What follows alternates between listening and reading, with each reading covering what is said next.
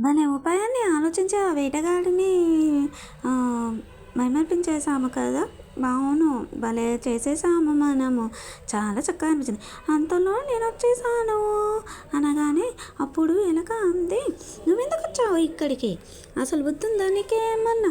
మేము ఎంతో ప్రమాదం నుండి తప్పించుకొని వచ్చాము. మళ్ళీ నువ్వు రావడము అవసరమా?" అనగానే ఏదో శబ్దం అవుతుందని చూడగానే అక్కడ మళ్ళీ వేటగాడు వచ్చేసాడు. కాకి దాన్ని గమనించేసింది. అయ్యో, మళ్ళీ వేటగాడు వచ్చేసాడు అనగానే ఎలుక కలుగులోకి దూరిపోయింది. కానీ మాత్రము తాబేలు స్నేహితుడు అక్కడే నిలిచిపోయాడు. మెల్లిమెల్లిగా నడవాలి కదా!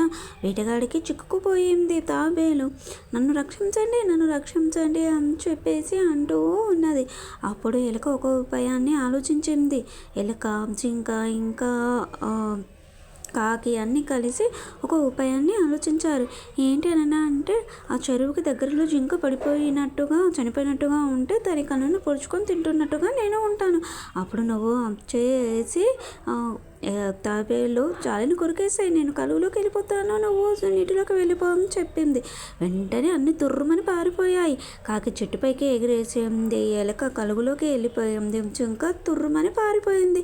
ఇది ఫ్రెండ్స్ స్నేహబంధం స్టోరీ.